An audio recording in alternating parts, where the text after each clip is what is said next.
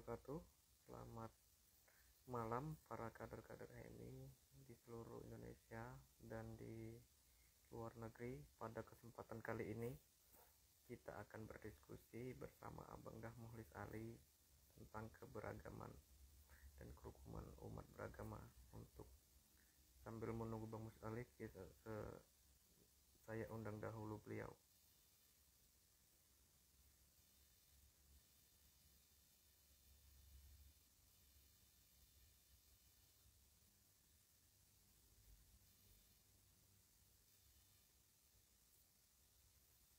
Baik.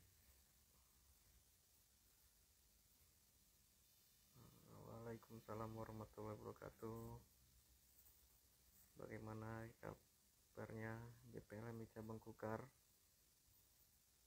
Semoga di masa libur panjang ini tetap melakukan kreativitas dengan cara membuat diskusi dan bersilaturahmi meskipun hanya lewat online kan.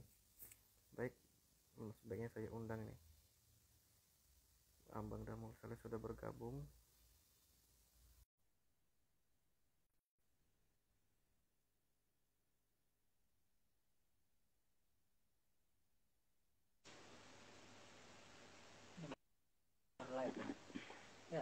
Assalamualaikum Abang Dah. Waalaikumsalam. Gimana kabarnya Kanda?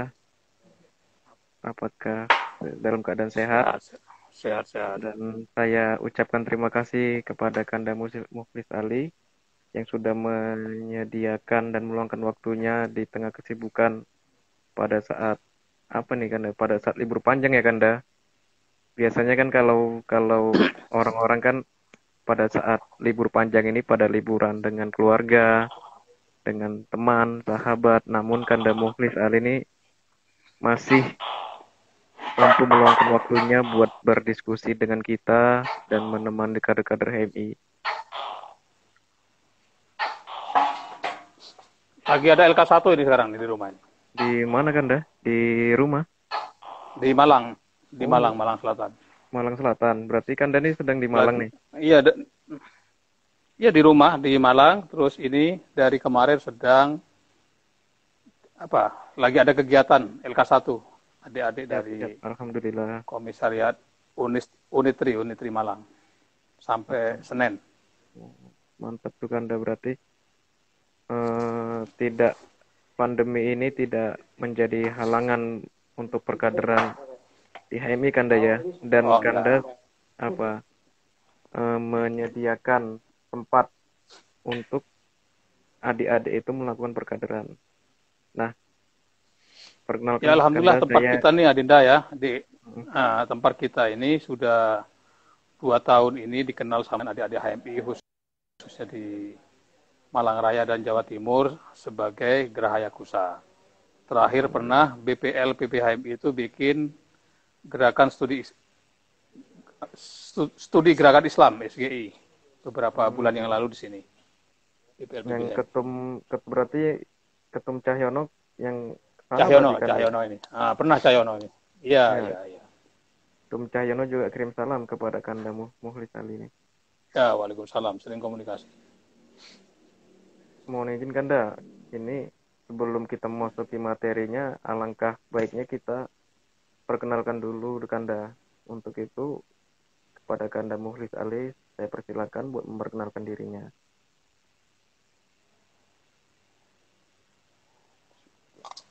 Kenalan apa lagi?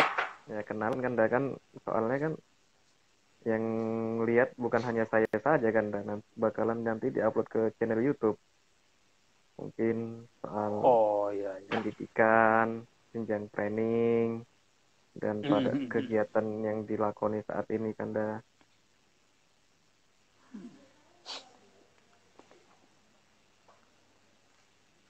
Sudah mulai belum? Sudah mulai kan Kanda? Sudah mulai. Baik, terima kasih. Assalamualaikum warahmatullahi wabarakatuh. Waalaikumsalam warahmatullahi wabarakatuh. Pertama saya ucapkan terima kasih kepada adik-adik dari BPL PPHMI yang pada malam hari ini secara khusus mengajak saya untuk diskusi santai ya, saya sambil berakhir pekan. Sebelum kita ngobrol lebih lanjut, saya ingin memperkenalkan diri saya. Saya Mukhlis Ali, dulu saya di HMI Cabang Jakarta. Saya LK1, LK2 di Jakarta, LK3 di Palembang. Terus terakhir saya di PPHMI itu sebagai Ketua Bidang Komunikasi Umat periode 1999-2001, periode Bang Fahrudin jadi Ketua Umum PPHMI. Setelah itu saya banyak aktivitas di kegiatan-kegiatan aktivisme di Jakarta, di berbagai organisasi di Jakarta, di KNPI, Karang Taruna, dan termasuk di organisasi-organisasi kemasyarakatan yang lain. Terus dengan Bank Bursa juga saya mendirikan perkumpulan gerakan kebangsaan bersama teman-teman eksponen kelompok Cipayung, dan saya sebagai wakil ketua umum sekarang di sana, Dinda. Saya sekarang sedang di Malang. Agak suaranya kurang terdengar jelas, Kanda. Gitu mungkin, Kanda. Saya berapa bulan ini ada di Malang karena kondisi COVID ya. Kebetulan kan di rumah saya ini ada tempat di belakang rumah yang sudah 2 tahun ini sering digunakan sebagai pusat kegiatan adik-adik HMI. Mulai kegiatan dari LK1, RAK, diskusi-diskusi dan lain sebagainya. Dan 2 hari ini juga sedang berlangsung latihan kader 1 adik-adik dari HMI Cabang Malang, Komisariat Tribuana Tunggadewi ya. Ini sudah 2 hari ini, dan bulan kemarin juga 3 kali dalam waktu sebulan. Tapi tetap kita, karena situasinya ini pandemi, kita sarankan kepada adik-adik untuk melaksanakan protehatan. Kita cek kesehatannya secara rutin, terus cuci tangan, pakai masker, jaga jarak, dan sebagainya. Prinsipnya kita berharap dalam situasi COVID ini pengkaderan tetap berjalan dengan baik, sehingga apapun alasannya pengkaderan HMI tidak sebagai sumber insan kita ini tidak boleh berhenti. Kita sebagai senior mensupport Adinda, menyiapkan tempat gratis untuk mereka, ya sambil kita kontrol kalau kurang beras sama telurnya kita bantu lah dikit-dikit. Itu Adinda. Siap, Kanda.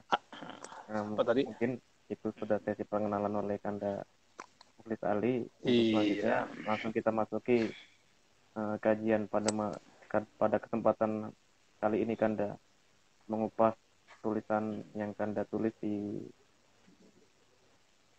media online tuh, Kanda ya. Ya. Itu bisa Kanda, bisa kita kupas perlahan-lahan bagaimana yang melatar belakangi atau mendasari Kanda menulis tentang kerukunan dan keragaman ya, Kanda, kalau judul besarnya. Ya. Jadi begini Adinda, saya mencoba untuk melakukan refleksi akhir tahun soal sikap saya secara pribadi atau sikap saya mewakili teman-teman. Karena kebetulan kan saya punya jaringan demokrasi namanya Poros Pemuda Desa. Saya melihat 10 tahun terakhir ini kan bangsa kita ini menghadapi situasi yang tidak normal.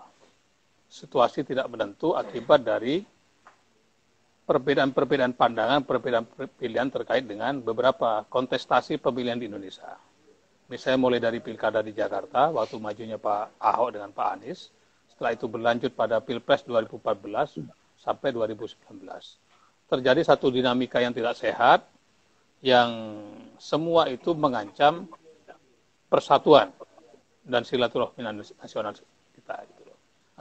Saya termasuk orang yang selalu berpikir sederhana, selalu berpikir tidak terlalu ruwet berkaitan dengan kontestasi-kontestasi itu. Karena bagi saya, mau dukung siapapun, demokrasi atau kontestasi harus berjalan dengan baik dan menyenangkan bagi semua pihak. Karena mau dukung siapapun, tetap kita nanti akan ada teman. Misalnya, yang dukung Prabowo pasti ada temannya yang dukung Jokowi. Sebaliknya juga begitu.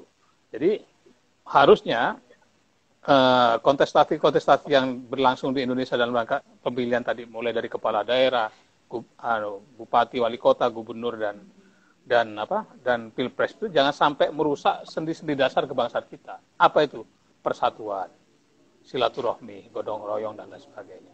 Nah, kalau semua ini tidak dilakukan dengan hati-hati, ya itu akan menjadi ancaman bagi masa depan demokrasi kita. Nah, ini kita rasakan sekarang gitu loh. Betapa tatanan demokrasi kita ini tidak begitu lemah dan tidak kuat karena dampak dari satu proses politik yang panjang berkaitan dengan perbedaan-perbedaan pilihan dalam menentukan calon-calon kepala daerah sampai ke presiden itu, Adinda. Dalam konteks itu, saya selalu mengajak kepada siapapun, ya sudahlah, kita dukung siapapun boleh, tapi jangan sampai merusak itu. Apa itu? Tatanan-tatanan yang sudah lama kita bangun, yaitu persatuan nasional, keberagaman, ya kan, dan lain sebagainya itu. Sehingga nanti siapapun yang jadi, ya kita kembali ke situasi normal. Ya kalau ada teman kita yang berkuasa di sana, ya jangan lupa sama kita. Termasuk kalau kita yang menang juga jangan lupakan teman kita yang berbeda pandangan atau berbeda pilihan. Itu, Adinda. Kalau saya simple seperti itu gitu loh. Ya, cuman kalau kita persimpel kan buat menularkan energi-energi persatuan itu kan sangat besar kan, mungkin ya tidak bisa artinya dalam diri seseorang itu atau dalam diri kelompok-kelompok itu harus selesai, harus ada sikap sabar, menahan diri gitu kan, Dan. Ya itu, Adinda, bisa gini, ini Indonesia negara yang sangat besar, potensinya juga besar gitu. Tapi kalau kita melihat berbagai fenomena atau konflik-konflik yang sering terjadi, perbedaan pandangan politik, dukungan dan sebagainya, sebenarnya cara menyelesaikan sangat simpel. Kan elit itu hanya segelintir orang untuk elit itu. Misalnya kalau kita bicara soal pilpres, kontestasi pilpres 2019 kemarin, itu kan ada dua poros antara kelompok Pak Jokowi Ma'ruf Amin dengan Pak Prabowo Sandi gitu kan, di mana pra pilpres sampai beberapa bulan setelah pilpres kan ada satu gelombang perbedaan di masyarakat sehingga berdampak kepada satu perbedaan pandangan politik yang berimplikasi kepada situasi sosial yang tidak menentu, saling demo, saling hujat, bahkan saling bunuh dan sebagainya gitu. Nah, harusnya kan setelah Pilpres 2019 Pak Prabowo masuk di portofolio kabinetnya Pak Jokowi itu ya harusnya sudah selesai gitu loh. Sudah selesai. Oh, ternyata Pak Prabowo mendukung Pak Jokowi menjadi Menteri Pertahanan bersama-sama memikirkan masa depan bangsa negara ini. Nah, dan tugas Pak Prabowo tentunya sebagai simbol dari 01 ya waktu itu, ya mendinamisasi, menyelesaikan persoalan-persoalan yang ada di bawah itu. Ternyata tidak selesai. Termasuk yang terbaru ini apalagi dengan masuknya Pak Sandi Uno ini kan juga semakin memperkuat itu. Semakin memperkuat keinginan Pak Jokowi itu untuk menuntaskan persoalan-persoalan perbedaan itu. Tapi kan sampai hari ini ternyata di medsos, di basis-basis sosial tidak bisa diselesaikan begitu saja. Loh, kalau itu yang terjadi berarti ada sesuatu gitu loh. Apa ini gitu? Ada hantunya gitu loh. Tokoh-tokohnya udah bergabung tapi masih ada ini. Ada masalah ini, ada beda pandangan. Bahkan sekarang misalnya kelompok emak-emak yang dulu menjadi pendukung utamanya Pak Sandi, malah sekarang saya lihat di beberapa medsos mereka tidak suka kepada Pak Sandi, menentang masuknya Pak Sandi di kabinet misalnya. Nah, kalau persoalan-persoalan ini tidak bisa diselesaikan, ya kapan bangsa kita ini, negara kita ini mau membangun negeri ini? Ini kan sudah 2019 masuk 2021. Ini masih ada persoalan-persoalan beda-beda pandangan, friksi, saling hujat, macam-macam. Ya sudahlah, harusnya itu normalnya Pak Jokowi kita kasih kesempatan sajalah sampai 2024, setelah itu baru kita memulai kontestasi yang baru. Dan kita mesti belajar ke beberapa negara-negara besar itu kan, negara-negara yang sudah maju demokrasinya, bahwa ya sudah ada perbedaan pandangan, perbedaan dukungan macam-macam, tapi setelah siapapun yang terpilih, seluruh komponen negara, seluruh komponen bangsa ya bersatu untuk membangun negara kita tercinta ini. Gitu. Nah, kembali seperti Adinda katakan tadi, ya ini butuh kesabaran. butuh kebesaran hati. Kalau semua orang berpikirnya praktis-praktis saja, ya tidak akan pernah selesai gitu. Maka sekarang ini kita sebagai kader ya, sebagai kader yang punya concern terhadap pengkaderan dan kepemimpinan ini merasa kehilangan sosok-sosok negarawan yang kita harapkan bisa menjadi babak bangsa. Babak bangsa tentunya yang tidak punya tidak punya rasa ambisius, tidak punya keinginan untuk berkuasa dan sebagainya, tapi dia berpikir secara jernih bagaimana mengawal dan menjaga perjalanan bangsa itu. Itu Adinda. Ya, karena untuk mendirikan bangsa ini kan banyak pengorbanan para pendahulu-pendahulu dan pahlawan-pahlawan di negara kita ini kan. Nah, mungkin pendidikan politik apakah mempengaruhi masyarakat yang kalangan bawah pada saat tataran elit sudah menyatu, dan kalau menurut saya kalau sudah menyatu ini kan kita tinggal tunggu saja gebrakan dua poros pada saat Pilpres 2019 yang sempat menjadi Indonesia terbagi menjadi dua ya kan Daya. Ya. Saat ini kan sudah bisa menyatu. Seharusnya kalau masyarakat itu, ayo loh kita bangun Indonesia ini dengan persatuan dan kesatuan. Kalau Indonesia tidak menyatu, mungkin dahulu pada saat 1945 tidak akan terjadi kemerdekaan ya Kanda pada saat itu. Dan bahkan saya kira di Indonesia.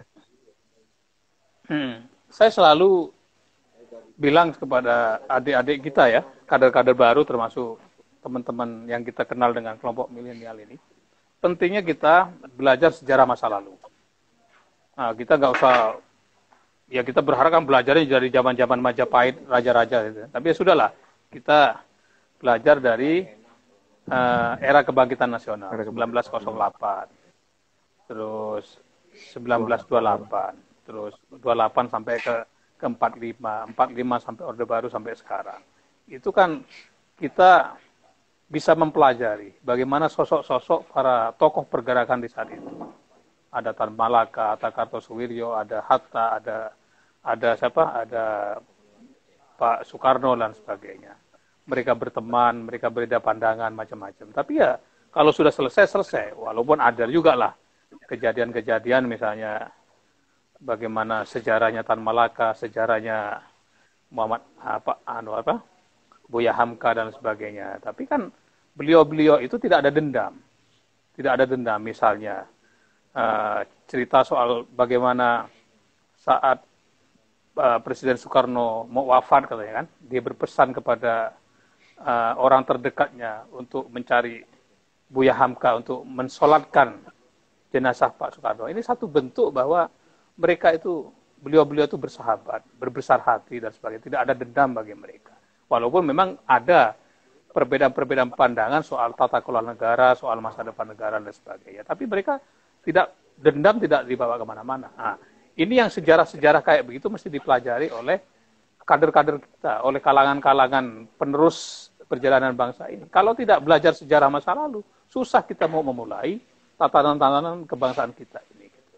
Nah, itu yang pertama. Yang kedua, kembali tadi itu yang saya katakan tadi, pentingnya kita mendorong munculnya tokoh-tokoh bangsa itu, negarawan-negarawan itu. Negarawan ini kan tidak berpikir politik jangka pendek, tidak berpikir bagaimana keluarganya menguasai sektor-sektor strategis negara, tidak memikirkan besok bagaimana. Dia lebih memikirkan soal kelanjutan dan masa depan negara. Nah, kita tahulah, elit-elit ini kan bisa kita hitung jari, Adinda. Ya kan? Kalau hari ini kan ada presiden, wakil presiden, menteri, pimpinan-pimpinan partai, terus tokoh-tokoh ormas. Ya tidak lebih dari 100 orang atau sampai orang. Loh, kalau beliau-beliau itu bersatu, beliau-beliau duduk di satu meja yang bundar sambil makan malam, makan misalnya pisang goreng, nasi goreng macam-macam, udah membreakdown apa sih sebenarnya persoalan bangsa kita ini? Ya kan? Misalnya reformasi yang kita harapkan itu menjadi jalan keluar dari satu orde baru yang kita anggap gagal, syarat dengan KKN, terus otoriter macam-macam, masuk ke orde baru, ini kan kita terbawa oleh mimpi-mimpi indah tentang bagaimana orde reformasi itu memberikan jawaban terhadap kegagalan-kegagalan orde baru. Tapi apa yang terjadi? Saya kira elit-elit juga banyak mengatakan, misalnya 23 tahun setelah reformasi ternyata kita makin parah. KKN di mana-mana. Dan lain sebagainya. Loh, ini kan bisa di breakdown persoalan ini. Bisa kita, apa ya istilahnya itu? Ya bisa kita otak-atik lah. Oh, masalah bangsa ini satu.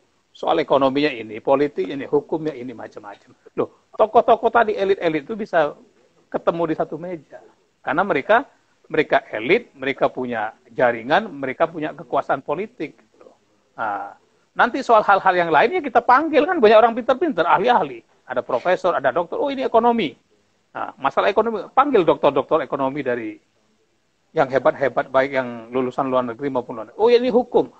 Kalau ada kesadaran baru. Tapi kalau nggak ada kesadaran seperti, ya sudah. Kita nikmati saja perjalanan bangsa kita akan seperti ini secara terus-menerus. Nah, kita baru pilpres, presiden dilantik, udah ribut lagi soal pilpres yang akan datang. Ini kan kalau tidak kalau tidak dihentikan atau tidak dimunculkan kesadaran baru kayak gitu, ya udah, waktu kita akan habis dengan persoalan-persoalan yang itu yang pragmatis begini-begini, olah-mengolah lah kalau istilah teman-teman di kalangan aktivis itu loh. Nah, kalau sikap olah-mengolah ini dijadikan hari-hari kita dalam membangun negara, ya nggak bisa. Nah, yang terakhir tentunya, karena kontestasi itu adalah pesta demokrasi, ya satu, pestanya harus dibuat secara yang membahagiakan. Yang kedua, siapapun yang terpilih, baik itu jadi wali kota, bupati, gubernur, sampai presiden, itu harus milik semua. Ya kan? Milik semua. Caranya apa ya? Bangun kesadaran diri. Oh, saya bupati kabupaten tertentu, saya gubernur kabupaten tertentu, oh, saya presiden Indonesia. Ya udah, milik semua. Jangan nanti kelompok-kelompok pendukungnya itu tetap membuat kotak-kotak itu. Misalnya, oh ini, relawan itu tidak boleh. Nah, intinya kekuasaan itu berbagi. Kekuasaan itu dibagi secara proporsional. Oh, ini yang dukung, ini kurang dukung. Tapi dibagi secara merata kekuasaan itu. Nah, termasuk tidak boleh ada kelompok-kelompok tertentu di elit-elit itu yang merasa dia misalnya menjadi penyandang dana, merasa paling bergajah, ingin menguasai. Ingat, ini negara. Negara ini tidak pakai uang kakek nenek kita, ini pakai uang rakyat gitu lah ya. Uang rakyat ya digali dari rakyat melalui pajak, digali dari rakyat melalui potensi sumber daya alam dan lain sebagainya, ya mesti dikelola sebaik mungkin untuk dikembalikan untuk kesejahteraan rakyat lagi. Begitu Adida. Jadi simpel sekali sebenarnya persoalan-persoalan bangsa ini. Ya tapi kalau dibuat ruwet ya sudah. Ya. Ingat hadis Nabi nih Kanda. Prasangka kita bersinambungan dengan prasangka Allah tuh Kanda ya. Kalau kita berprasangka ini sesuatu yang buruk, pasti Allah akan menurunkan suatu prasangka dan menghadiahi yang buruk juga kepada kita. Oh iya. Ya makanya kalau yang tadi Kanda sampaikan untuk mengatasi masalah problem yang sangat mungkin banyak, ini sama-sama berendah diri untuk duduk mengobrol. Nah, ini kan sempat menguat Kanda antara pendukung yang pro pemerintah dengan yang tidak mendukung pro pemerintah. Yang soal kepulangan. Oh iya, makanya ini kalau tidak dikelola, ya makanya ini konflik yang sekarang berkembang ini soal pro kontra ini kalau tidak dikelola secara baik ini juga bahaya gitu loh. Nah, maka perlu sama-sama mundur satu langkah dalam rangka melangkah lebih maju lagi dalam rangka menyelamatkan masa depan bangsa itu. Nah, inilah secara teknis saya yakin kan di elit itu kan misalnya di Pak Jokowi ada Pak Mahfud MD, ada ini dan sebagainya. Ini kan orang-orang yang hebat. Orang hebat dengan jam terbang yang yang luar biasa gitu loh. Nah, kita ini kan hanya menyampaikan suara-suara dari masyarakat kecil aja bahwa idealnya begini gitu loh. Tapi ya insya Allah kalau dilakukan ya itu akan menyelamatkan bangsa, masa depan bangsa kita. Gitu. Berarti harus duduk ngopi dulu kan, Daya, bicara empat mata. Ya ngopi, kalau kan kayak kita tiap hari ngopi nih, ngopi, merokok, apa-apa, undang adik-adik ya kan. Karena iya kan, saya tiap hari nih Adinda, siang malam kita tamu nih aktivis-aktivis, teman-teman yang dari Jakarta main ke Jawa Timur, mampir sini ngopi, ngobrol ya. Ngobrol soal bangsa itu. Gitu loh. Masa depan bangsa kepemimpinan ini kayak apa. Kebetulan saya alumni HMI, saya maksimalkan tempat saya untuk mengkader adik-adik HMI, termasuk adik-adik dari kelompok Cipayung gitu loh.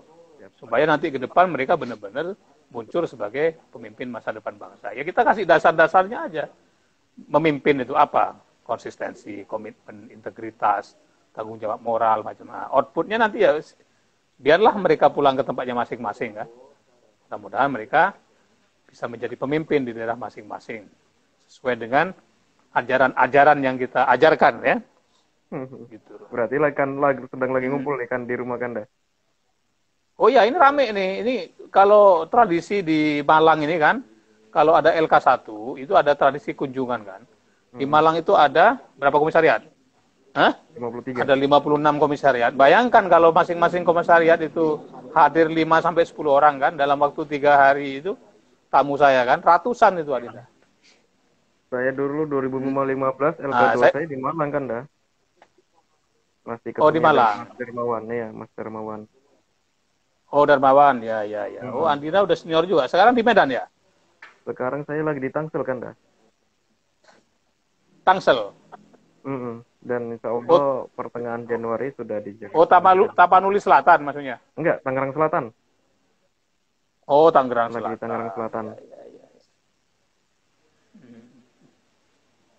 Ya doain aja, sambung doa. Mudah-mudahan tempat kita nih ke depan masih tambah ini. Dan saya mengajak tuh teman-teman saya di berbagai daerah, di tempat-tempat lain kan sudah banyak hebat-hebat kan. Juga berkenanlah sudi menyiapkan markas buat adik-adik untuk kegiatan-kegiatan di daerah masing-masing. Supaya pengkaderan ini semakin maksimal, semakin mantap. Dan kita bisa memberikan kontribusi lah untuk menyiapkan pemimpin-pemimpin bangsa masa depan itu.